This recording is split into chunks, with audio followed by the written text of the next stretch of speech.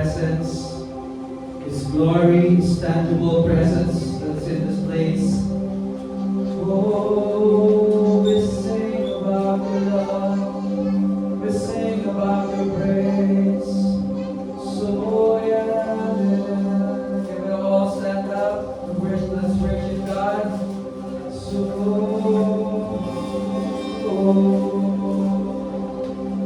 oh, we worship you. We give you the highest praise. You alone deserve all the glory and honor. Oh, Jesus, let us lift up His holy name in this place. Lift up His holy name. His name is Jesus.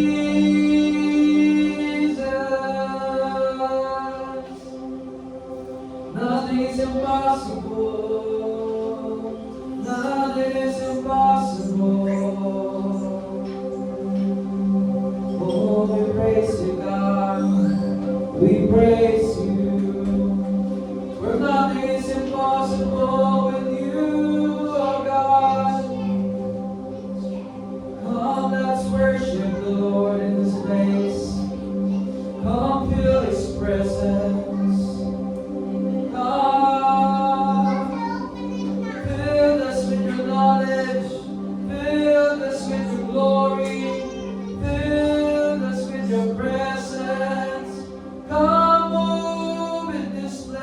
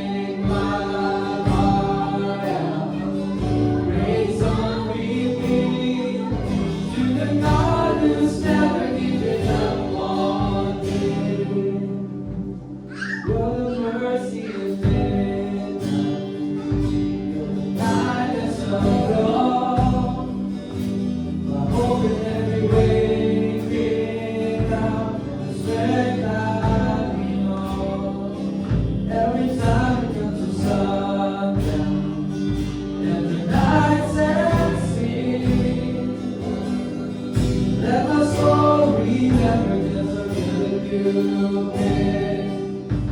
And again, my heart will sing. I'm gonna lay my world down here at your feet.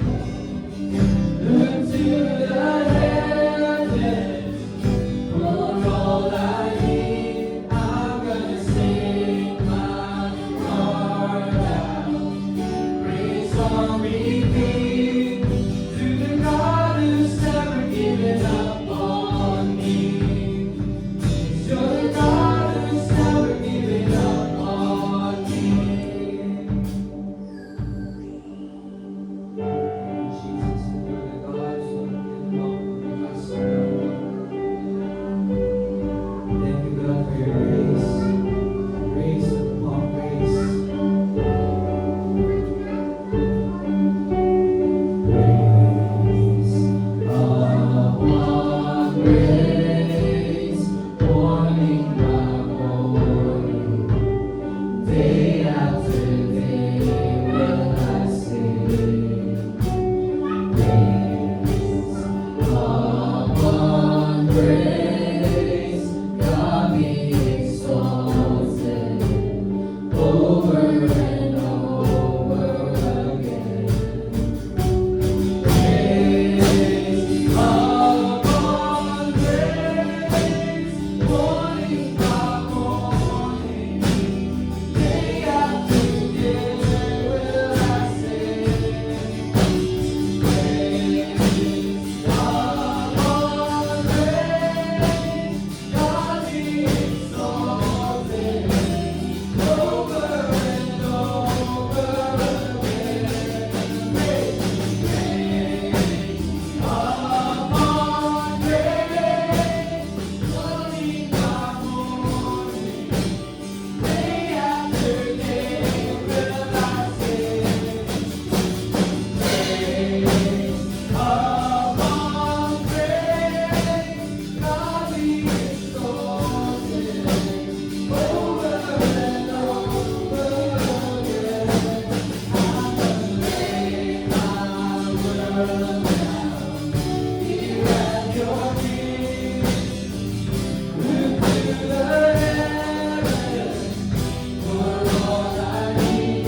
I'm gonna sing my heart out. Praise on repeat to the God who's never given up on me. You're the God who's never given up on me.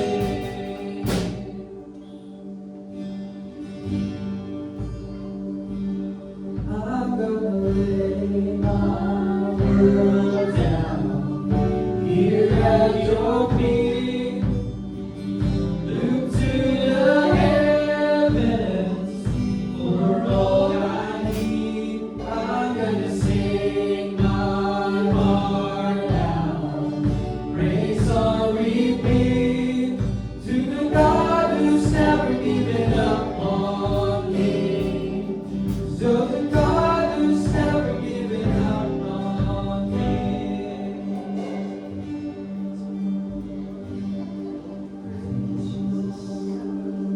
Oh, we praise you, God. Come on, let's worship Him. Oh, we praise you. Oh, Jesus. You're the God who's not given up on us. Oh, we sing about your love.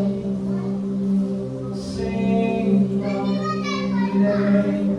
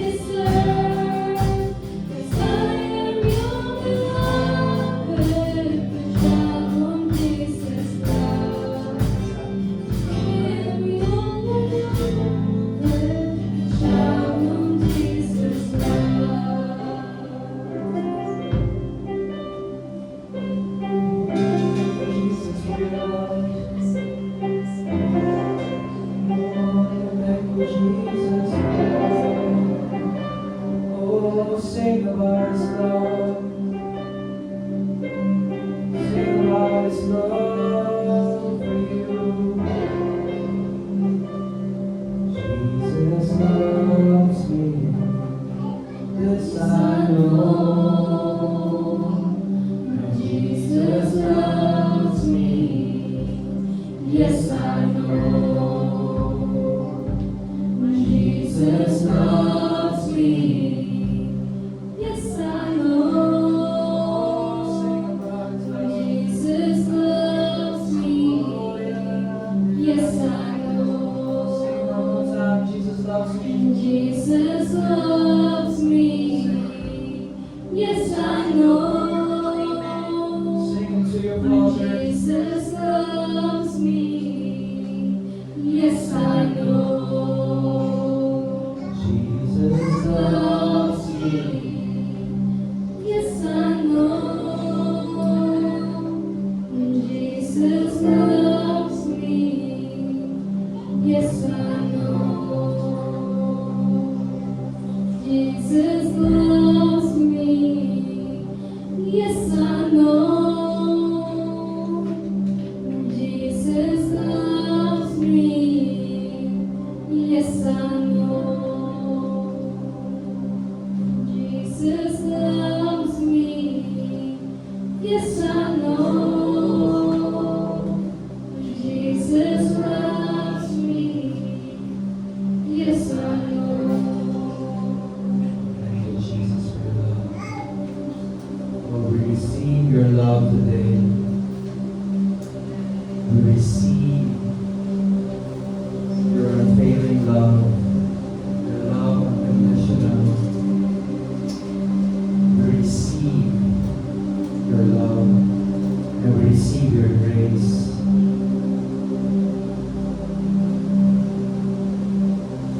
Holy Spirit, come fill us up once again. Fill us up. Fill every dry places in our lives, Holy Spirit. Fill us with your presence today.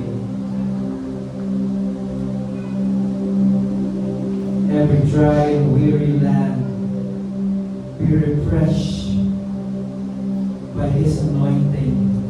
Be refreshed by His grace. Be refreshed by His Holy Spirit. Come to the water. Drink from the water. Drink. Be filled. Be refreshed. He leads you to still waters. He makes you lie down and leads you to still waters.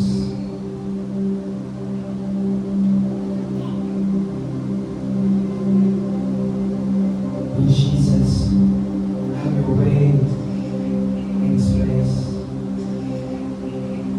Come and fill us up once again. Thank you for your grace. Thank you for your love. We worship you. We adore you. We glorify you.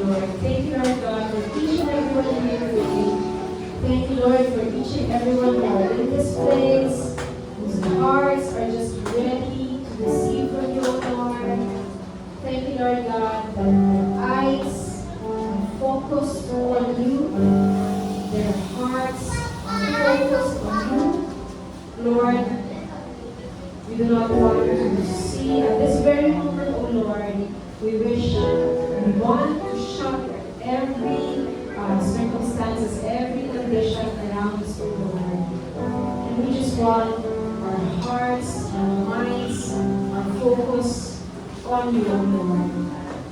Thank you, Lord God. And as we focus on you, you just fill us. You show us. You show us, O Lord. Thank you, Lord God, that indeed every dry areas in our life will be washed, will be cleansed, will be refreshed. Thank you, Lord God, that as we spend time in your word, thank you, Lord God. Thank you, Lord God, that you reveal to us who you are. Who you are, our mighty God, our everlasting Father. Thank you, Lord God. Thank you, Lord. We just worship you. We glorify you in this place. We magnify you in this place. The most holy, precious name of our Lord Jesus Christ. Amen. Hallelujah. So, this is a blessed time of Holy Communion. And Sheila, let's just go to the Word. It's in Corinthians. Yeah. 1 Corinthians, chapter 11, verse 1. For I received from the Lord. Can we all say that? For I received from the Lord. Yeah. This word, as we always say, Corinthians is written by Apostle Paul to the church in Corinth. And he said this, that he himself received from the Lord. This is a revelation to him. And likewise sa atin pong lahat, when we receive the Holy Communion, we receive it from the Lord. Sabihin nga natin, when we partake of the Holy Communion, is that we receive from the Lord. You receive from the Lord. Yeah, it's something that we receive from the Lord Himself. So for I received from the Lord that which I also delivered to you, that the Lord Jesus Christ, on the same night in which He was betrayed, took bread, this verse, and when He had given thanks, He broke it and said, take, eat. This is my body, which is broken for you. Do this in remembrance of me.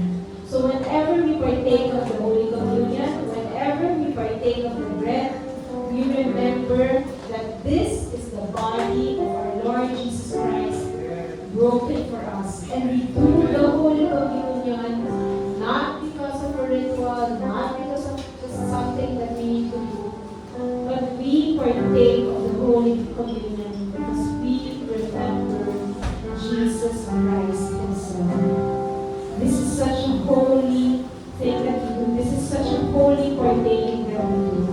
This is so special that we commemorate, we remember Jesus Himself. We remember what He has done on the cross for us.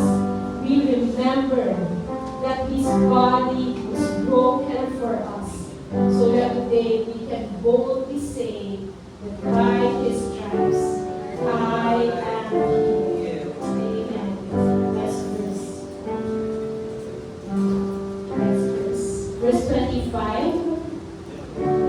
And in the same manner He also took the cup after supper, saying, this cup is the new covenant in my blood. Do as often as you drink it in remembrance of me. And church, like the bread, like when we partake of the bread, this cup we partake in the new covenant. We are no longer in the old covenant. Remember that we are in the new covenant. And we remember that this cup is the blood of Jesus Christ shed for us at the cross. So today we can boldly say that we are righteous, we are holy, we are blameless, not because of our own works, but because of what Jesus Christ has done at the cross, that He has saved us from every sin and condemnation. And we drink of it because we remember of what Jesus Christ has done for us. Thank you, Lord Jesus. Let's pray. Lord Jesus, I thank you, Lord God, for your obedience at the cross for us.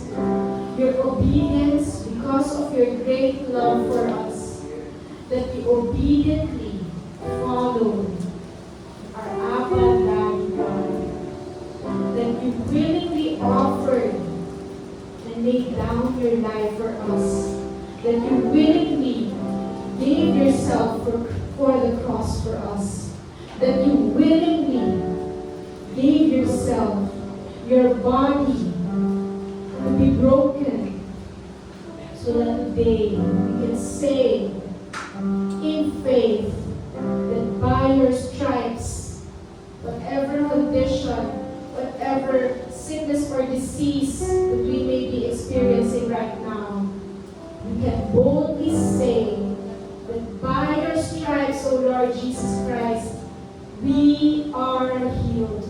No sickness or disease will overcome us, O Lord. Because of your sacrifice at the cross, it is much, much greater in our lives. It is much, much greater in our bodies.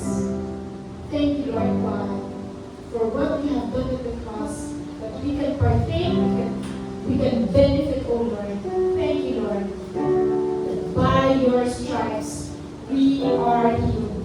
Your healing is a done deal in our bodies. Your healing is a done deal in our bodies. In your most holy, precious name, O Lord God. Thank you, Lord Jesus. We partake in your mighty name, Jesus. Amen. Let's pray.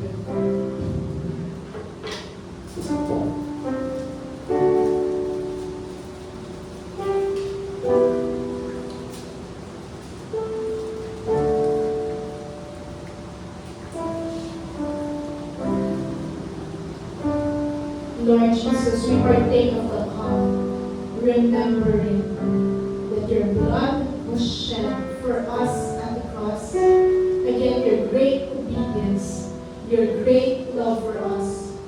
You chose, O Lord Jesus, that your blood be shed for us because you love us. You want us to be holy, you want us to be blameless, you want us to be righteous. You want us to be in your kingdom. Thank you, Lord Jesus, that today we'll live in the holiness that you have given us. We live in the righteousness that you have given us. Thank you, Lord God. Today you wash us clean. Yes, Lord, you have washed us clean. Thank you, Lord.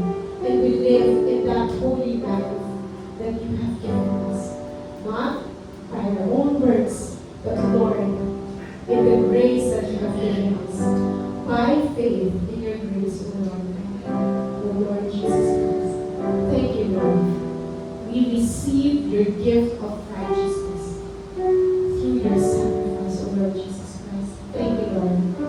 We partake of this cup, remembering of your great love for us. We praise you, O Lord Jesus Christ. We magnify you in our lives. In your most holy, precious name. Amen. Amen. Let's pray.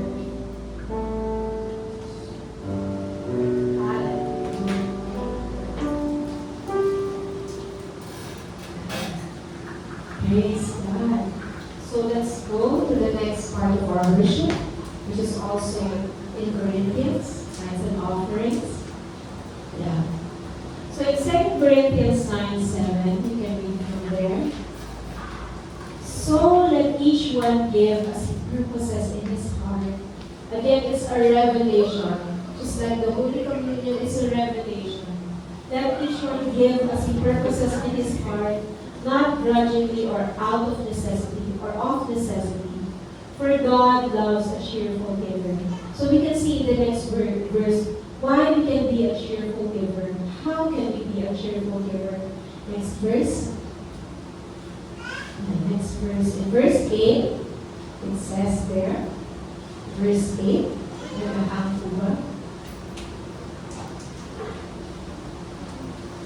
ayan. And God, because why we can be a cheerful giver? This is the reason why. Because God is able to make all grace abound toward you. Tayo yan. Can we all say, God is able able to make all grace all grace abound. abound Let's make it personal. Towards me. towards Amen. God is able to make all grace abound towards us. And that you, let's make it personal, so that us, always having sufficiency in all things, may have an abundance for every good work. So every time we give, let us remember that God, our God, who is the creator of the universe, who is the creator of all things, is able. He is more than able. Our Abba Daddy God is more than able to make all grace abound towards us. All grace abound. Siksik bigit umaapaw. He can do that. He can make all grace abound towards us.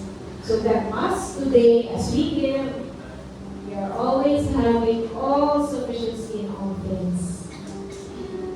Ang Lord ang mag-provide sa lahat ng pangangailangan natin, individually and as a church. And all of us may have an abundance. Hallelujah. That's our declaration.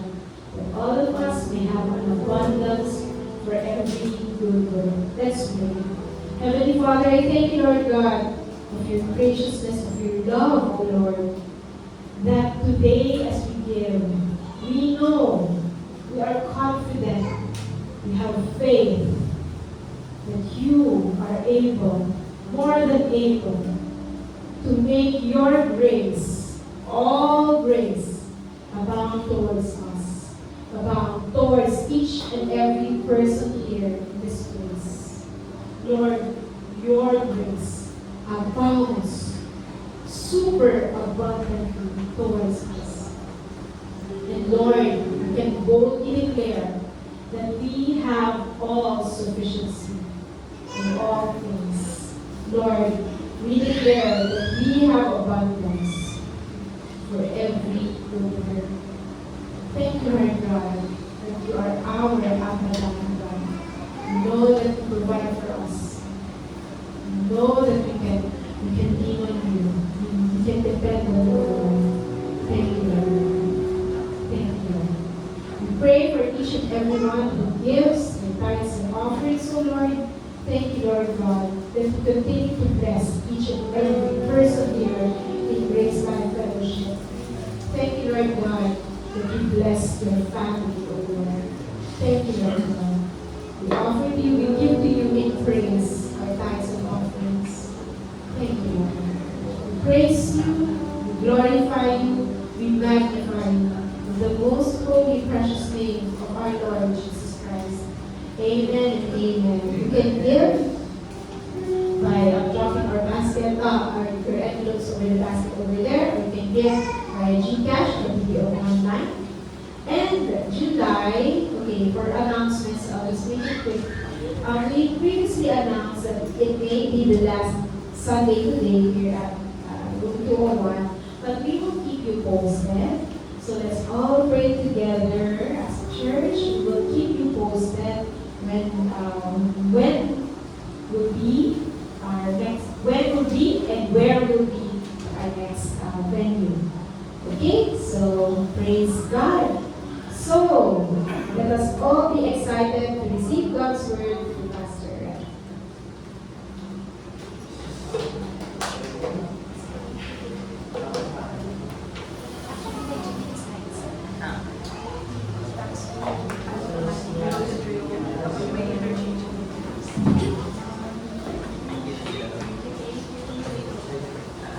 Okay, let's greet one another before we start. Sabihin niyo po sa katabi niyo, good to see you, you are blessed. Good to see you. Tagal mong nawala. Bumalik ka pa, na. Huwag ganun.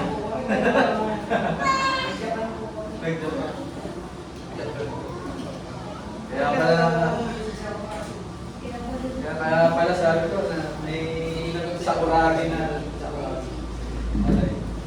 anyways. Hallelujah. Let's pray. Heavenly Father God, maraming salamat po sa umagang ito na Pinipon mo sa lugar na ito upang mapakinig o mapakinggan muli ang iyong mabuting balita patungkol sa iyong anak na si Jesus. Maraming salamat sa Panginoon sa iyong banal na Espiritu na siya magtuturo sa amin ng iyong daan, magtuturo sa amin patungkol sa iyong salita, patungkol sa iyong anak na si Jesus at sa kanyang tinapos na gawa sa krus ng Kalbaryo. Maraming salamat, Panginoon, sa bawat isa na nandirito. Dalangin ko, Panginoon, na pagpalain mo sila sa kanilang buhay, nagsisiklig at umaapaw. Dalangin ko, Panginoon, ng magandang pangangatawan, masigla, malusog, walang anumang sakit at karamdaman, Panginoon, dahil ito po ay iyong pinagbayaran na sa iyong dugo at sa iyong mga latay sa krus ng Kalbaryo, kami po ay gumaling na. So today, Panginoon, kami po ay may bukas ang aming mga puso upang tanggapin muli ang iyong kapahayagan, ang iyong revelation, Lord, sa iyong salita. At maunawaan namin at kami ay tumago bilang mananampalataya at anak ng Diyos. At sa gayon, Panginoon, anuman ang dumating na balakid o problema sa aming buhay, ito po ay aming mapapagtatagumpayan dahil kami po, Panginoon, ay binigyan mo ng katagumpayan sa buhay. Maraming salamat, Ama. Ito po ang aming panalangin sa pangalan ni Jesus. Amen. Buksan po natin ang ating Bible sa Romans chapter 5, verse 17. Ayan. Favorite verse po ito ng Grace Life. Ayan. Romans chapter 5, verse 17. Kasi po, babasahin po natin itong scripture na ito sa Romans chapter 5, verse 17. Ito po yung the Gospel of Jesus Christ in a nutshell. Ayan. So, marami po tayo matutunan. Okay? Sabi po dito, Romans 5:17, for if by the one man's offense, death reigned, okay, through the one, much more, can we say, much more, those who receive the abundance of grace and of the gift of righteousness will reign in life through the one, sino po? Jesus Christ. Ayan, for the one man's offense. So, last Sunday, pinag-usapan natin, we look at Psalm 92. Sino po nandito last Sunday? Yan. Nag-enjoy po tayo pag-aralan ang nasusulat po doon sa Psalm 92. And we discovered that the righteous thrive. Thrive po, nagtatagumpay sa buhay, nagpo-flourish, sumasagana. Amen? And we learned that those who are planted in the house of the Lord, sino daw po yung mga natanim, na itanim ng Diyos doon sa kanyang presence, doon sa kanyang house, sa kanyang bahay, sa kanyang sambahan, they will flourish like the palm tree, grow strong like the cedars of Lebanon. So kung nandito po kayo last Sunday, natutunan po natin kung ano po ang significance, kung ano po ang picture ng palm tree at ng cedar tree. So, okay, so we continue to bear fruit even in old age. Yun po yung promise doon sa Psalm 92. And we also saw that Psalm 92 is called a song for the Sabbath. Sabbath means what? Rest. Okay? Reminding us that true spiritual flourishing is not produced by human striving, but by resting in the finished work of Jesus Christ. Amen? So today, we continue that journey. So last Sunday, we talked about the righteous strive, but this week, pag-usapan po natin, the righteous reign in life. Yan po, kita natin sa first slide. The righteous reign in life. Yan. So, thriving, o yung pagiging masagana sa buhay, pagtatagumpay sa buhay, ito po ay prutas. Thriving is the fruit. On the other hand naman po, reigning is the authority. Alright? The same righteous person who thrives in Psalm 92 is the one who reigns on Romans chapter 5, verse 17. So makita pa natin, today po, we will learn about 3 things. Number 1, the secret of reigning in life. Number 2, the work is finished. Yan, sa slide ko, number 2 yata yan. Yan. The work is finished. So, kapag ang work po ay tapos na, gawa ay tapos na, tayo po, we need to sit down. Okay? Meron po ba kayong nakita nagtatrabaho na nakaupo? Diba? Pag tapos na yung trabaho mo, diba, papahinga, you will sit down. Okay, number 3, stop depending on self-effort to earn God's blessing. So, titingnan po natin yan, tatlong truth na yan, tatlong bagay na yan today. So, next verse po.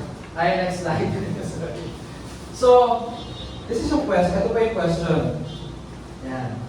So, what happens when a righteous person is firmly planted in Christ and thrives in His grace? Yan. So, what happens? Ano po ba nangyayari kapag ang righteous person? Kaya taruan, magkakaroon tayo ng kaunawaan o kapahayagan kung sino ito muli yung tinutukoy nating righteous. So, tinutukoy na righteous dito sa Romans chapter 5 verse 17. Okay? So, what happens when a righteous person is firmly planted in Christ and thrives in His grace? The answer can be found in Romans chapter 5 verse 17. Binasa natin kanina. For if by the one man's offense death reigned through the one, much more those who receive the abundance of grace and of the gift of righteousness will reign in life through the one, Jesus Christ. Okay. The Bible tells us that the righteous are not only called to survive. Yung mga matutuwid po sa Panginoon ay hindi lamang sila ay tinawag para po mag-survive sa buhay or pagtagumpayan kung ano man yung mga hardships na dumating sa buhay or simply make it through each day. Okay? But God has called His children to reign in life. God has called us to reign in life. Every believer who accepted the Lord Jesus Christ should reign in life. Okay? Notice that Paul does not say, we will reign only when we get to heaven. Si Apostle Paul po, by the way, si Apostle Paul po ang nagsulat nito. Okay? Sinabi ni Paul, okay? Notice nyo po sinabi ni Paul, he does not say, we will reign only when we get to heaven. He says, we will reign in this life. Amen? Right here and right now. And this doesn't mean living a life without challenges or difficulties. Rather, it means that because of Jesus, sin no longer reign over us. Ang kasalanan po will no longer magtatagumpay sa buhay natin. Condemnation no longer controls us. Ang condemnation ay hindi na tayo kayang kontrolin. Fear, even takot, fear no longer dominates us. And our circumstances no longer dominates us, or no longer define us. We can live from a place of victory. Okay? Tayo po ay namumuhay doon sa lugar na kung saan pinagtagumpayan ni Jesucristo. Na napagtagumpayan ng Jesus. We can live from a place of victory because Christ has already won the victory for us. Amen? Christ has already won the victory for us. Kaya po tayo victorious in Christ Jesus. Amen? We are more than conqueror. Sabi po ng Bible. Okay, but before we talk about reigning in life, we need to answer an important question. Who are the righteous? Ayan. Next slide. Who are the righteous? Is it who are the righteous? Not those who behave perfectly. Yung mga matutuwid po, o yung matuwid, hindi po sila yung mga tao na nag-behave sila perfectly. Not those who perform well enough. Okay? Tandaan po natin. Yung mga matuwid po, not those who never fail. Okay? Not those who have earned God's acceptance. Not those who have a flawless past. Not those who are strong in themselves. Hindi po yan ang mga matutuwid. They are not the righteous. But who are the righteous? But those who have received, according sa Romans 5:17, those who receive the gift of righteousness through faith in Jesus Christ. Amen? And those who have been justified by His grace. Romans chapter 5 verse 1. That we have been justified through faith. Now we have peace with God. Amen? Hindi sinabi doon that we are justified by our own good works.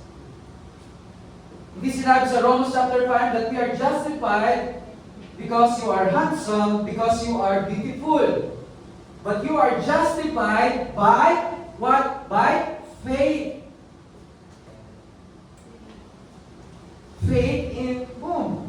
In Jesus Christ. Amen? Therefore, having been justified by faith, we have peace with God through our Lord Jesus Christ. So you have been justified. Justified means just if you never sinned in your entire life. Imagine, before Christ, before na tinanggap mo si Jesus, I don't know what happened sa past mo. Maybe doesn't look good, but it is already have been washed by the blood of Jesus Christ. Now you have been justified by faith through Christ Jesus. You have been cleansed and washed ng banal na dugo ni Jesucristo. Kaya you are justified just if you never sin.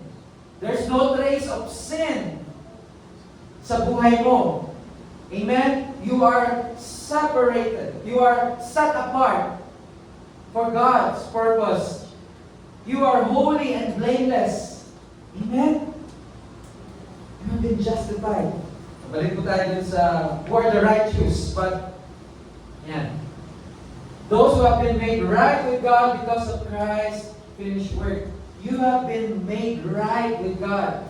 You have not been made because of your good works, because always 100 yung score mo sa test paper mo, or always good ka sa boss mo, but you have been made right with God because of Christ's finished work on the cross.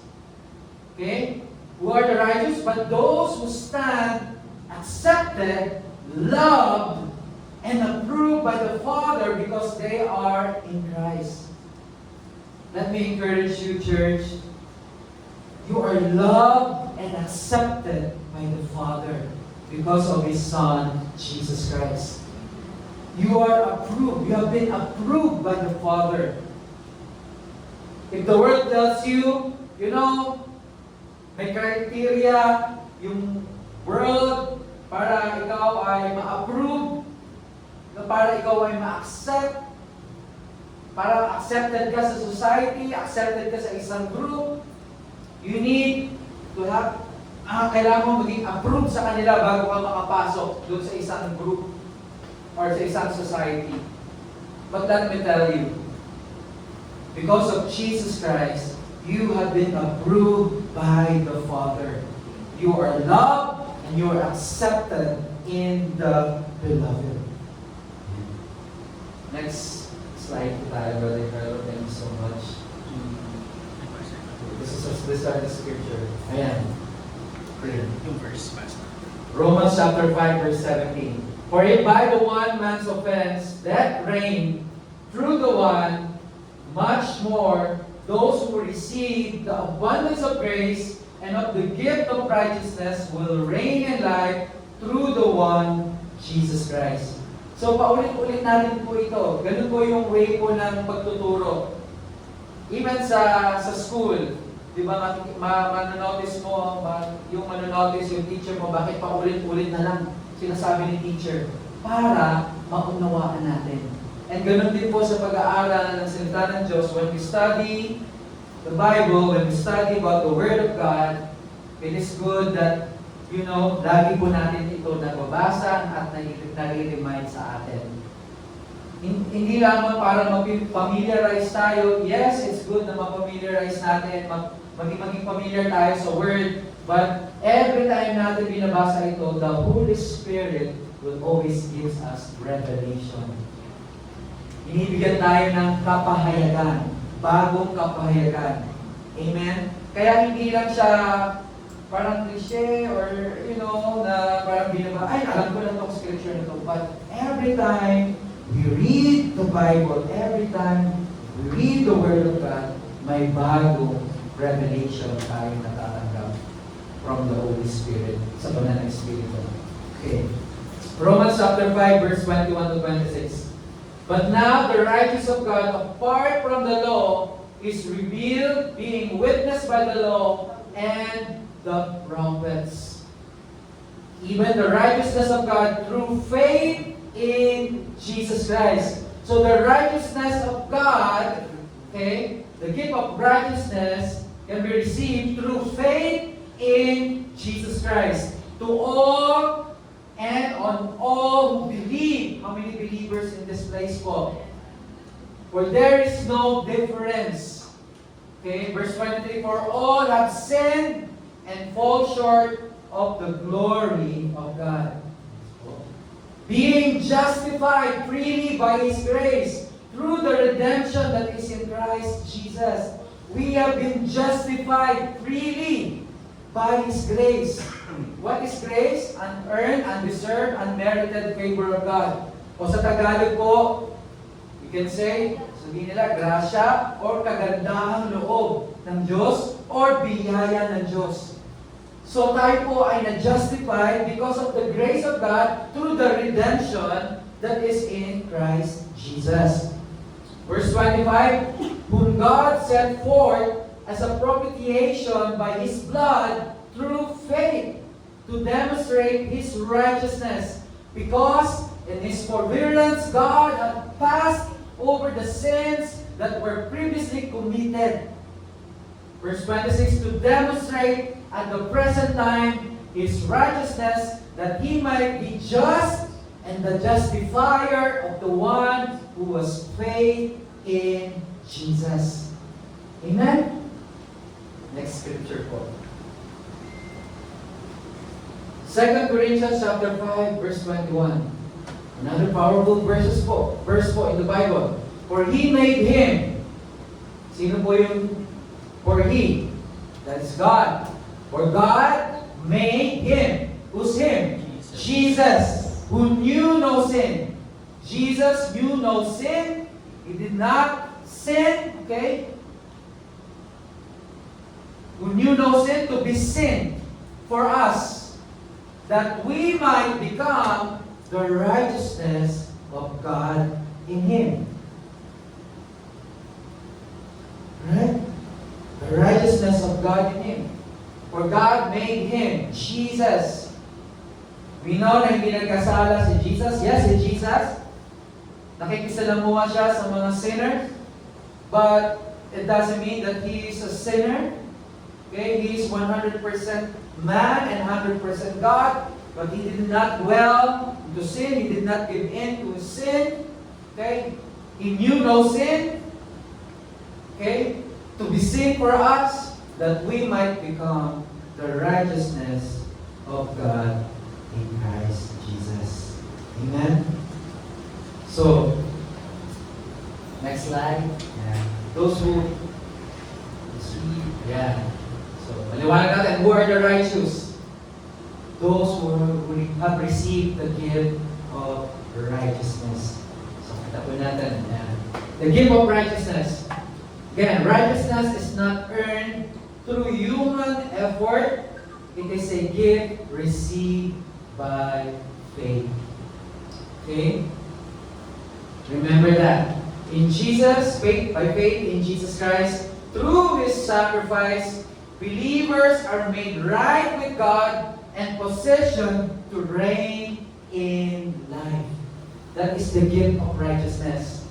Okay, we read kanina, Christ became sin so we might become the righteousness of God in Christ.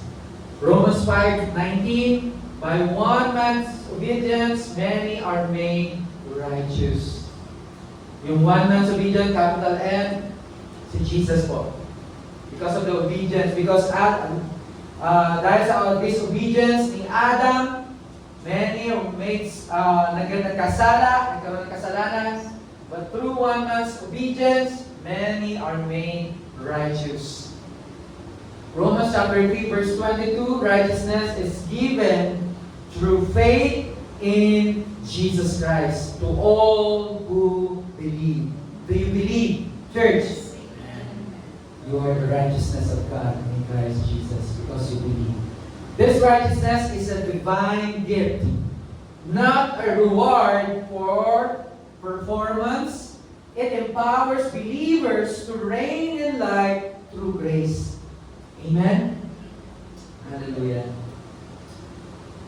Many people think the righteousness are those who live perfectly, never fail, always obey. You need to obey God. You know, wala namang masama to obey God.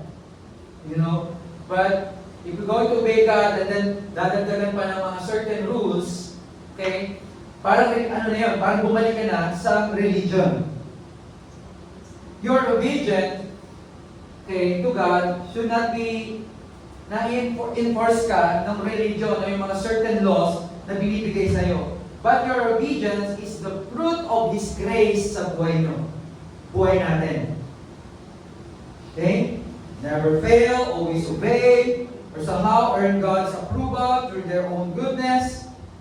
Okay? If that were true, none of us could ever qualify.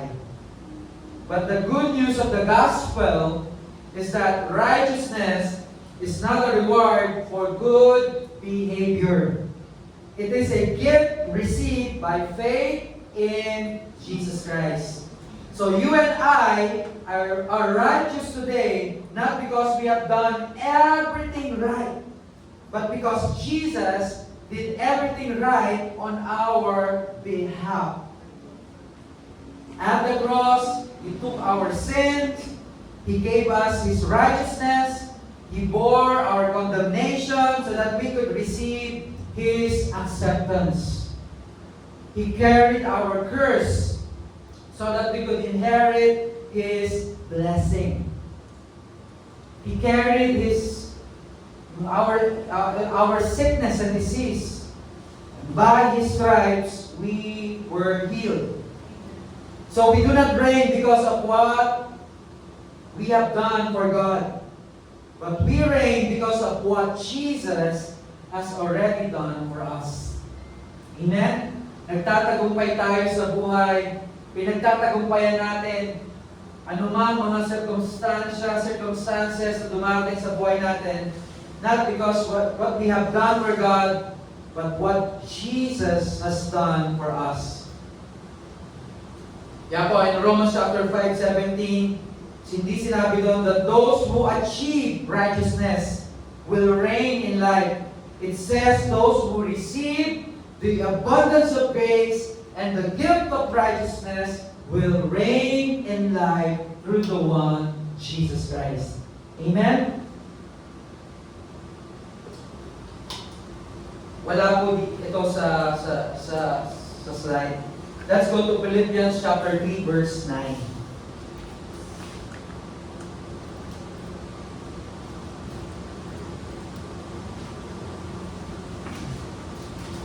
While I was watching po, listening to one of the excerpts po ni Pastor Prince sa kanyang preaching, na-mention niya itong scripture na to.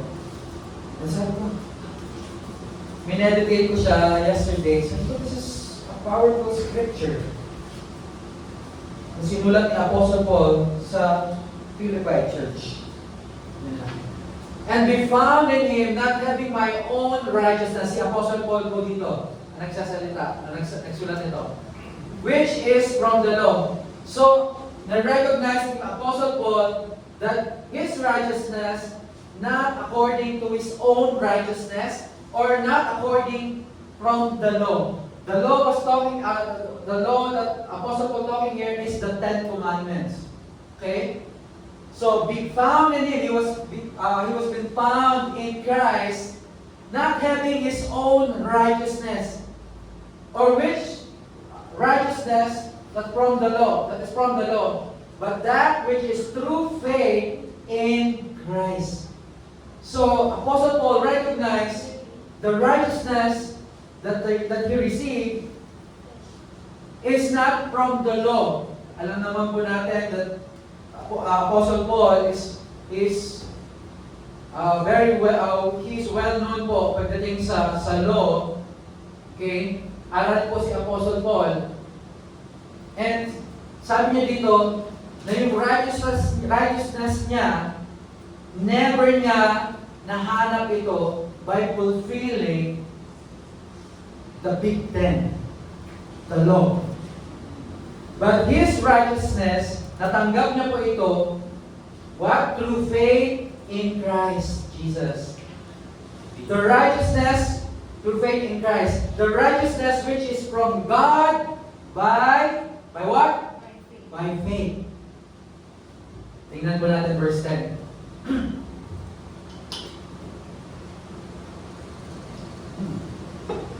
That I may know Him and the power of His resurrection.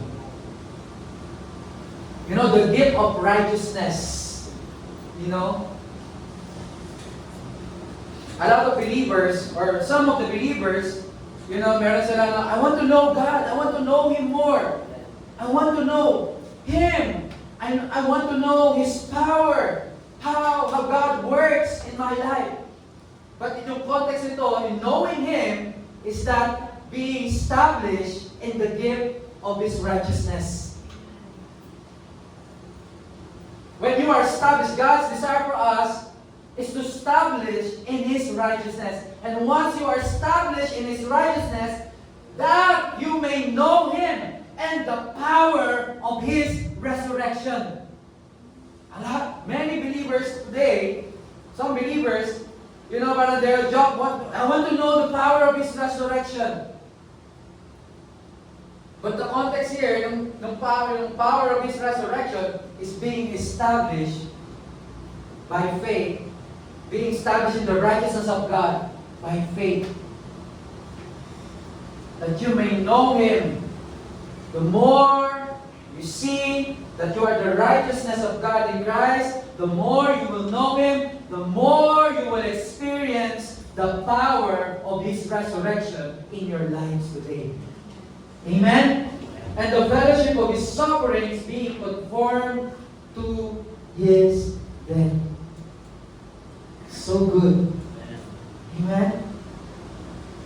Let's go to the next slide, please. Brother Carlo, thank you so much. Today we are going to discover the secret to reigning in life is not trying harder, performing better, or becoming more deserving. The secret is learning to receive everything that Jesus has already accomplished for us through His finished work on the cross. Christianity is not about achieving righteousness. Christianity is about receiving God's righteousness through faith in Jesus Christ. Jesus Christ offered one sacrifice forever. Amen? He offered once and for all. He offered Himself as a sacrifice.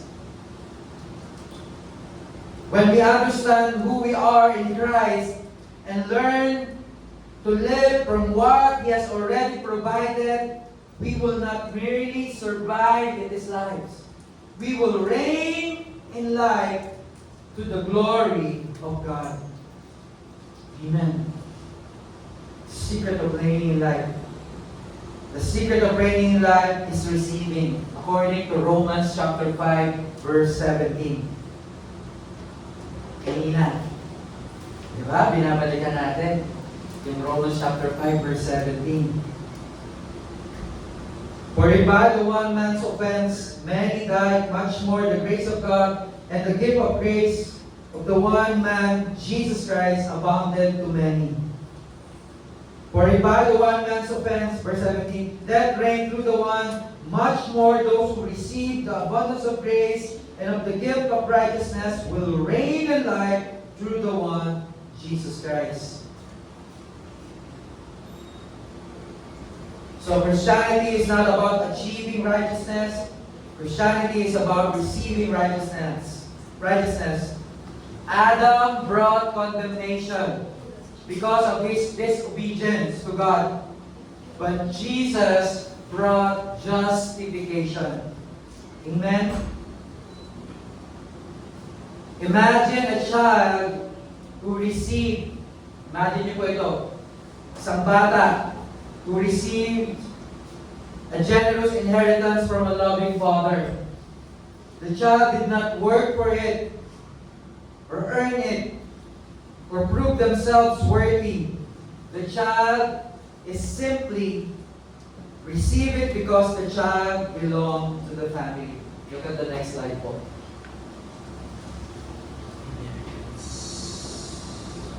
The inheritance. A child receives an inheritance because of relationship, not performance. Because of your relationship to God, you receive an inheritance from Him. Not because of your performances. Because you are belong to His family. You are His child. In the same way, righteousness is not a wage we earn by effort. It is an inheritance we receive by grace through faith in Christ. We reign in life because of Jesus, what has been given to us, not because of what we have achieved. Righteousness is not a wage we earn by effort. It is an inheritance we receive by grace through faith in Christ. Tagapagmana ka. Tagapagmana tayo. Amen? Meron tayong mana. We have an inheritance from the Father. You know, many believers struggle because they are trying to achieve what God says that they already possess.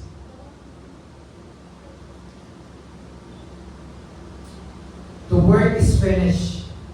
Jesus Christ says, it is finished. Hebrews chapter 10, verse 12 to 14, sabi po dyan, but this man, who is this man? Jesus.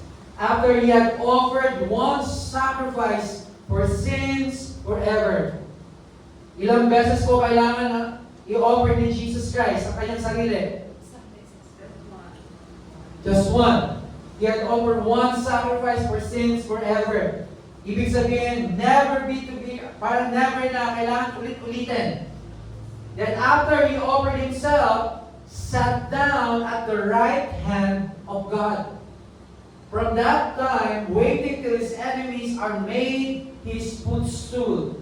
For by one offering, He has perfected forever those who are being sanctified. Alam niyo po yung footstool?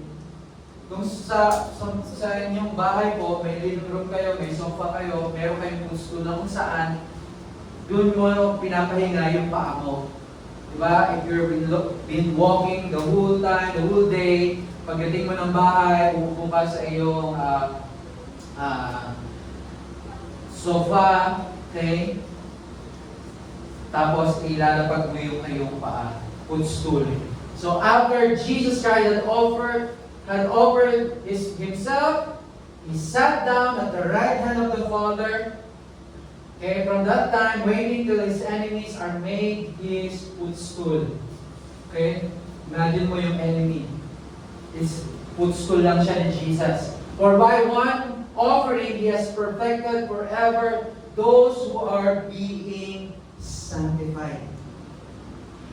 You know, there's another scripture that says that we are seated far above all principalities. We are seated high above, far above all principalities. We are seated with Christ in the heavenly places. If you are a believer, ikaw ay mananampalataya ng Diyos, ikaw ay nasaan na ngayon? You are seated at the right hand of the Father, together with Jesus Christ.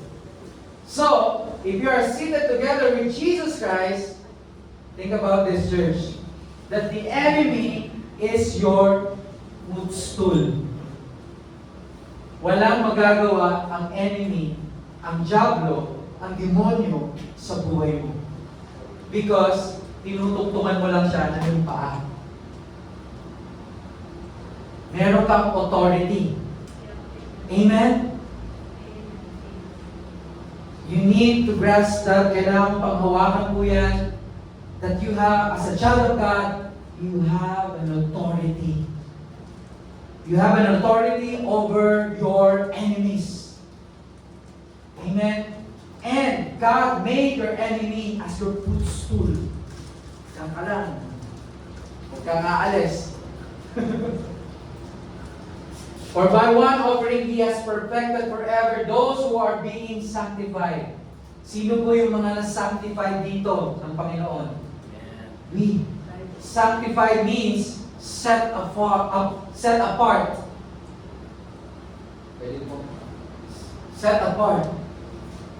You've been washed by the blood of Jesus Christ, holy and blameless. Holy, it means, ibig sabihin, set apart for God's purpose. You have been sanctified. Hanggang kailan? Forever. Hindi yan mababago. He had offered one sacrifice.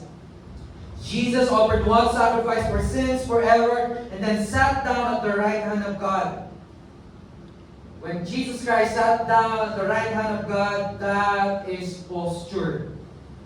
That is a posture of rest. Hindi lang siya posture ng rest ni Jesus Christ, but it is also our posture of rest in Christ. The posture is powerful. A finished work, a complete mission, a settled victory. The righteous do not spend their lives trying to earn what has already been accomplished. Instead, they rest in the finished work of Christ and reign from a place of confidence.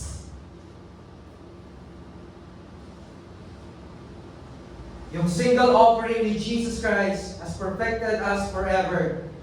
Those who are being sanctified, making every believer fully accepted and completely qualified in Him. So you are qualified. Kung sa world may qualification, may approval, but I want to encourage you that you have been approved by God, you are qualified also. Qualified to receive His blessing. Under the old covenant sacrifices were repeated. Sa lumang tipan po, yung pagsasacrifice po, animal sacrifices po, ginagawa po nila yon paulit-ulit. Every year, every day, the high priest will receive an animal sacrifice. Sacrifice for sin. Okay? But Jesus sacrificed. Jesus offered one sacrifice forever. Nothing needs to be added. Okay? It's like Jesus' finished work plus nothing. Okay? Wala na tayong idadagdag doon sa finished work ni Jesus. Okay? Let's go to the next slide. Perfected forever. So, today, if you receive Christ, you are perfected forever. Your standing before God is permanently secured. You are secured. Amen? Just like itong postal na to, okay? Bago pa yan nagkaroon ng postal, sinecure mo na yan, ng engineers, okay? Kung kakayanin niya itong building na to. So secure yan, established yan. Malalim yung pundasyon yan. So kahit ano man dumating na lindol o sakuna, itong building na to, ma-withstand niya yung mga bagay na yon. Kung ano mga circumstances sa labas, kaya i-withstand ng building na to. Same goes with us as believer. Okay? We're standing before God. Our standing before God is permanently secured. You are established in Christ. Amen? You are established in the gift of His righteousness. Your righteousness is complete. Hindi ibig sabihin na kapag now that you are the righteousness of God in Christ Jesus, kapag nakagawa ka ng mabuting bagay, madadagdagan yung righteousness mo. It's not like that. But your righteousness is complete. The same righteousness that Jesus Christ has is the same righteousness that you have. Because of your faith in Him. Amen? Dahil sa pananampalataya kay Jesus. You are accepted, loved, healed, forgiven, and approved because you are in Christ. Kanina sa Hebrews 10:14, sinabi po, for by one offering He has perfected forever those who are being sanctified. Next slide po tayo. Ephesians chapter 2 verse 4 to 6. Okay? But God, who is rich in mercy because of His great love, which He loved us, even when we're dead in trespasses, made us alive together with Christ. By grace you have been saved, and raised us up together, and made us sit together in the heavenly places in Christ Jesus. Ito po. That is a powerful posture. That we are seated in the heavenly places in Christ Jesus. Amen? That is our position in Christ. Because of His great love and mercy, because of God's great love and mercy, we have been made alive with Christ, raised up with Him, and seated with Him in heavenly places. Hindi po ito future promise, but a present truth. That is our present truth. Our place of authority, rest, and identity is not earned by effort. It is secured by His grace. Seated with Christ means the work is done. The battle is won, and we now reign from a place of finished victory. Amen? Christ sat down, we are seated with Him. Reigning begins from a position of rest. Amen? Hallelujah. Diba?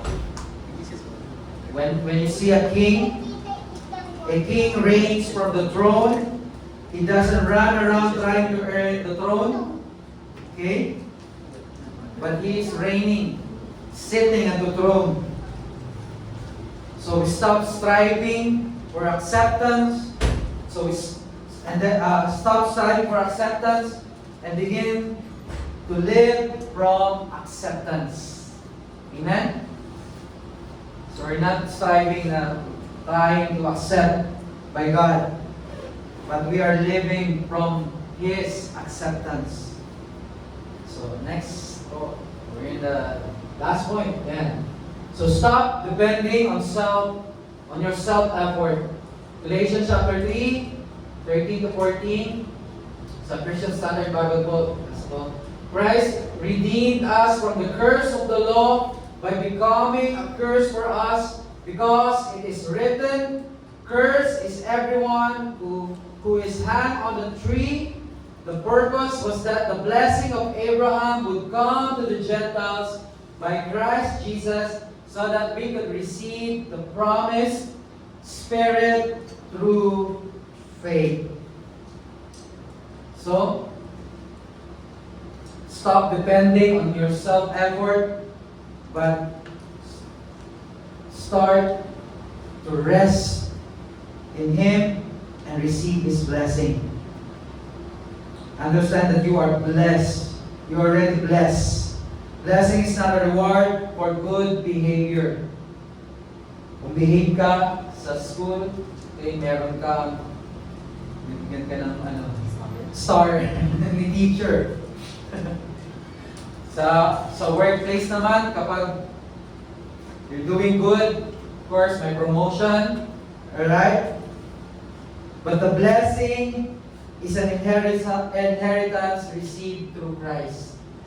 Understand, before pa na-receive mo yung promotion na yun from your company, you are already blessed in Christ Jesus. Before you already get a high score sa test paper mo, sa class, God already blessed you with this wisdom. All your smartness comes from Him. Amen? Before ka pa mapuna ng mama mo na pogi ka, your poginess comes from God. Your poginess, your handsomeness. Ephesians chapter 1 verse 3. Next slide po yan. Okay, blessed is the God and the Father of our Lord Jesus Christ, who has blessed us with every spiritual blessing in the heavens in Christ. Amen? Past tense. So you are already blessed. Amen? Blessed with what? Every spiritual blessing in the heavens in Christ Jesus. Alright? So next. So in summary of all the scriptures that we read, okay, you are blessed in Christ. Amen? Redeemed from the curse and made heirs of blessing. The blessing of Abraham is released through faith in Christ. If we're going to study po yung blessing, kung na blessing na meron si Abraham, hindi po tayo matatapos dito. Okay? Okay, yung inheritance, yung blessing na na-receive ni Abraham from the Lord. Okay? The same blessings that Abraham has, we are entitled also with that blessing. Okay? And then, blessed with every spiritual blessing in heavenly places. Amen? So, our standing of blessedness is secure because we are seated with Him. Amen? You are blessed. Sabihin mo sa iyong katabi, you are blessed. Highly favored.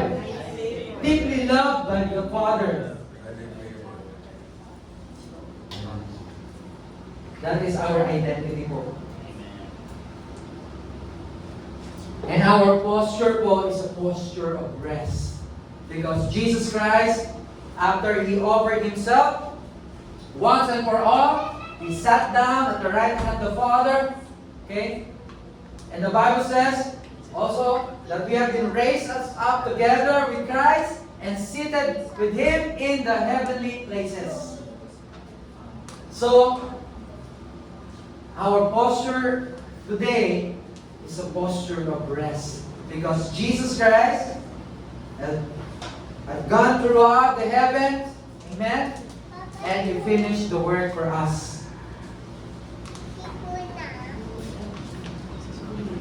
Next slide tayo. So, very clear? Na-enjoy ko mag-prepare ng slides today. So, did you learn something po? Yes, alright. So, grace produces what effort never can. So, self-effort breeds frustration. If you're still trying pa rin to justify yourselves with your good works, okay, mauuwi lang po yan sa frustration. Self-effort breeds to frustration, weariness, and failure. But grace supplies strength to the weary, rest, and transformation. Grace produces holiness, peace, and victory, not by pressure. but by the power of the Spirit working in surrendered hearts. So grace accomplished what human effort never could. The law demanded righteousness. You know, yung batas. Okay? Yung Ten Commandments, sabihin na natin kasi doon tayo familiar. Demanded righteousness but could not produce it. But grace gives righteousness as a gift and empowers believers to walk in it.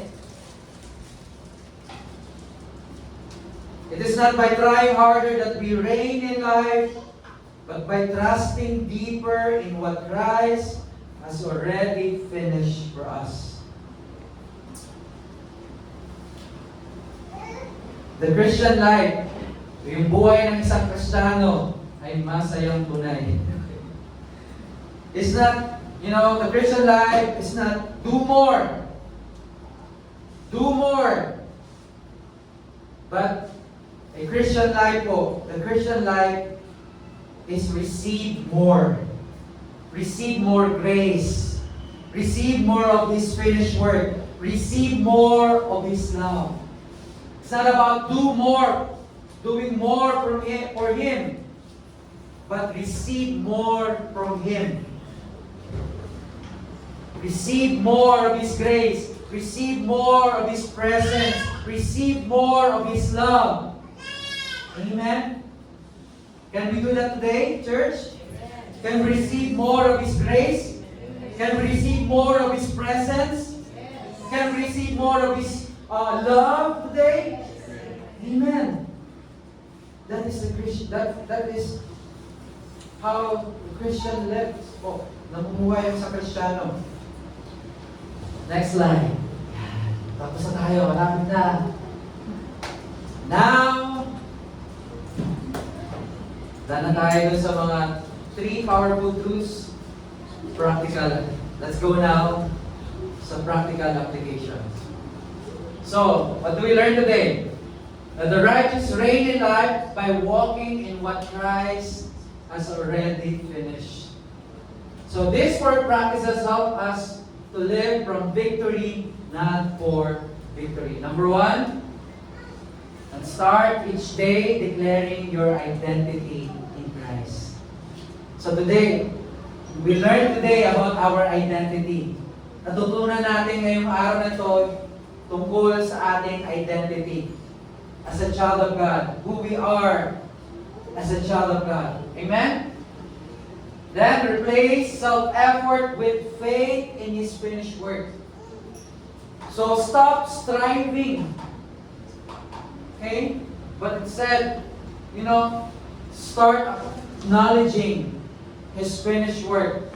Receiving His finished work at the cross through faith in Him. And then rest in grace when you feel weak or have failed.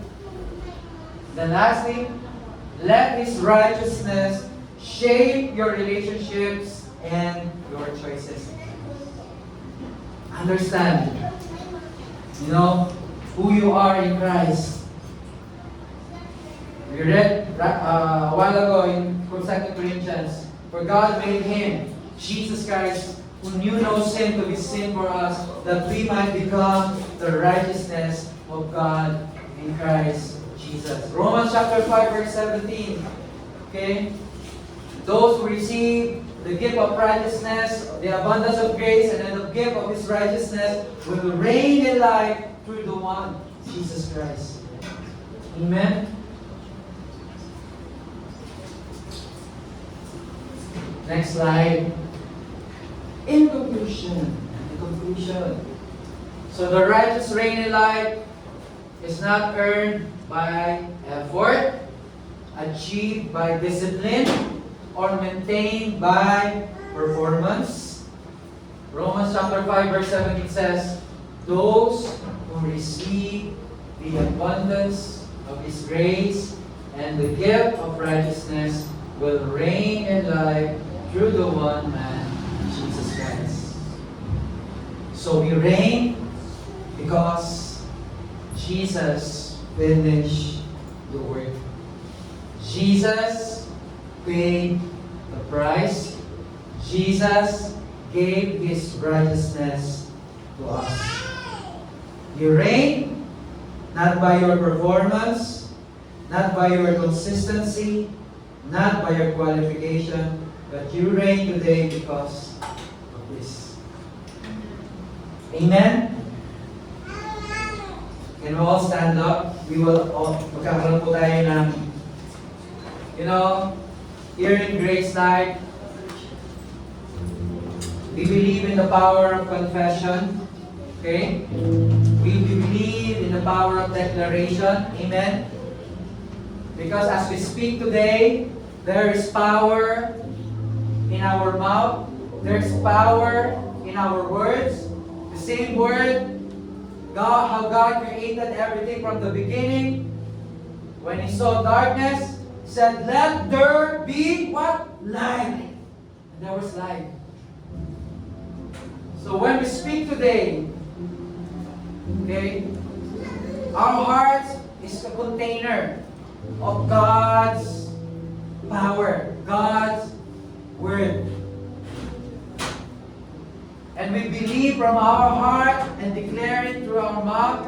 The Bible says that life and death is in the power of our tongue. So every word that comes out in our mouth is a powerful declaration of who God is in our lives today.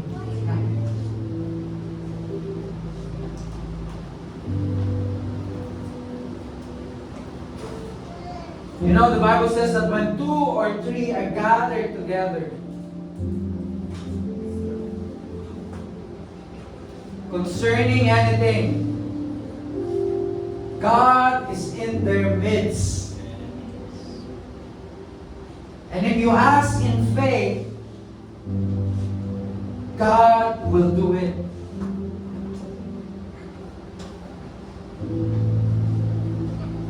Because God is all-knowing, all-powerful.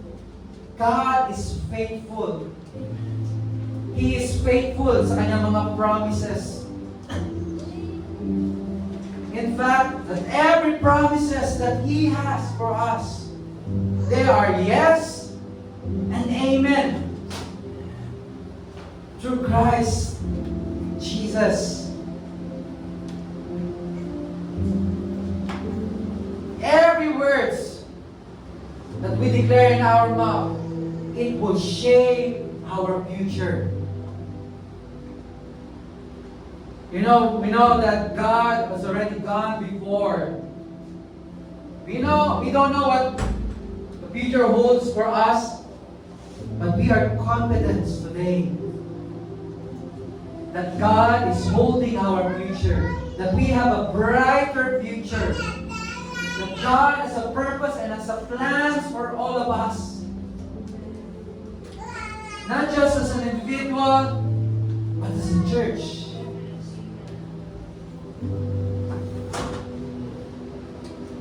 Holy Spirit, you are in this place today. You are free to move in our lives.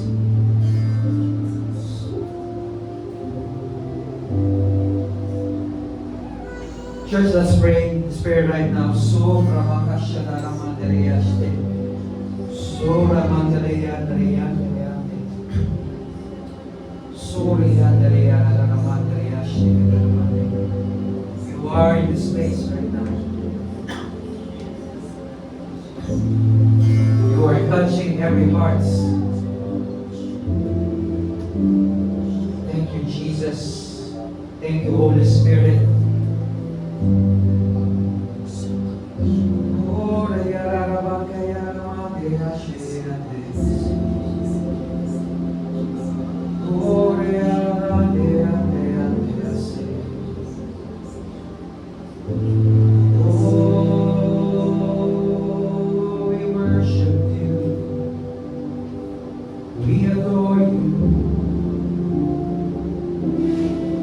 Glorify your name.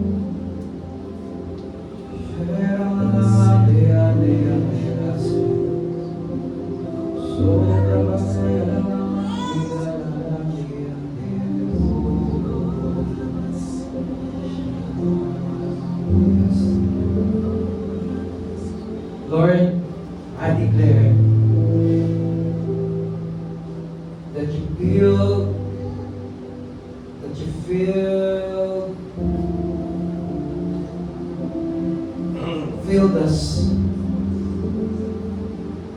filled us with your holy presence, filled us with your peace. Come fill us with your love. Oh, we want to be in your presence, God. Where in your presence there is fullness of joy. In your presence, God, there is restoration. Lives being restored in your presence. Bodies being healed in your presence. Feel His presence right now. Feel His presence right now. God is working. God is moving. Rest in His presence right now. And start to receive His love. Start to receive His grace.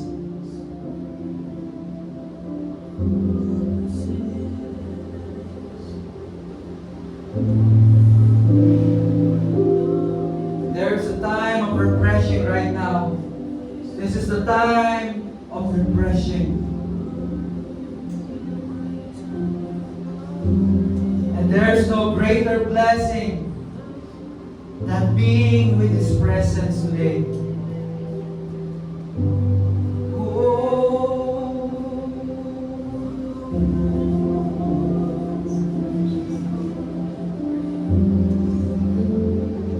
Lives being restored today. The relationships being restored today in His presence. Circumstances are being destroyed today in His presence. Sickness and disease has been defeated, destroyed in His presence today. Come, receive from Him.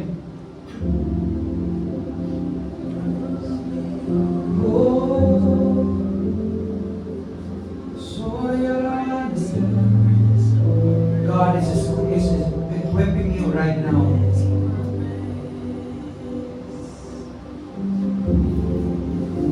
There is a divine strength is available in this place right now. Receive His divine strength. His divine enablement.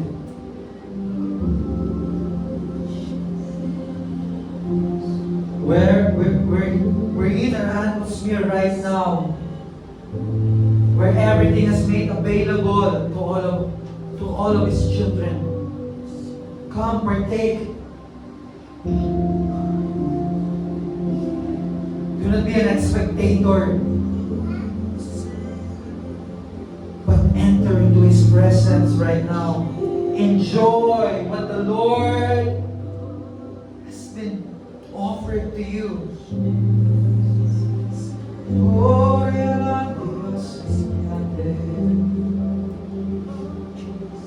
Oh, we enjoy your presence. Peace that surpasses all understanding. Joy unshakable.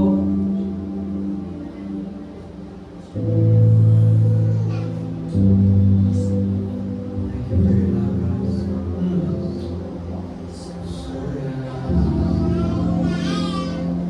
Your glory of your presence. Oh,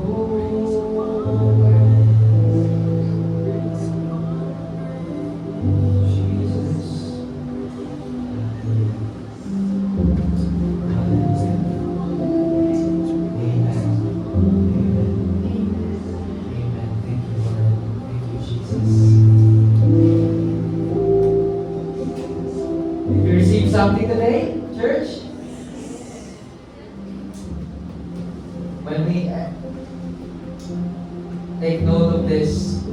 Every time po that we will have that, what you call that? I forgot the term. Impartation. Impartation. Yeah, thank you so much. Every time po na meron tayong ganitong impartation, do not be an spectator na parang ano yung nangyayari? You know? Just close your eyes. Damahin niyo po yung presence ng Panginoon and start to open your heart and receive from Him.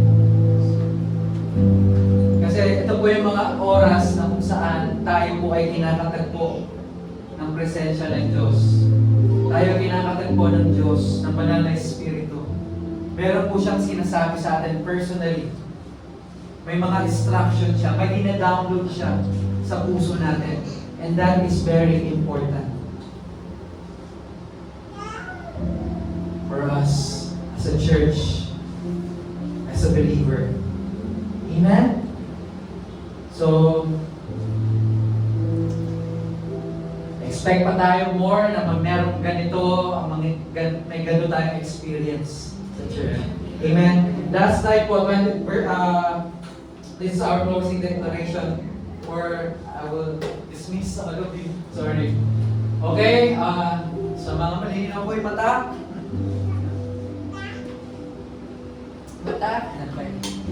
Sabay-sabay mo natin basahin, okay?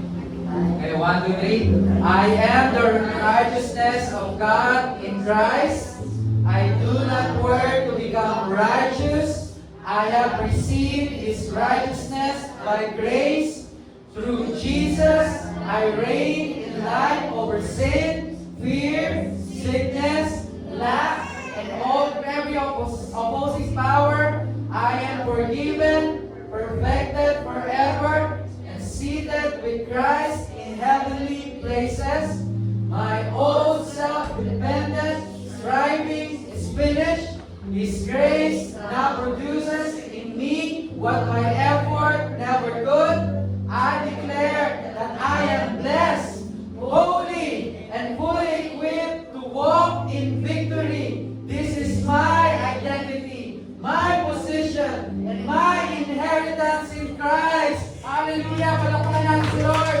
Glory! Come on! Let's give offering! Hallelujah! Let's say hallelujah! Glory! Hallelujah! Oh, Father God, we thank you for this wonderful time. As we leave this place, oh God, we have this awareness that your presence will go with us wherever we go. Your peace, shalom, will envelop us.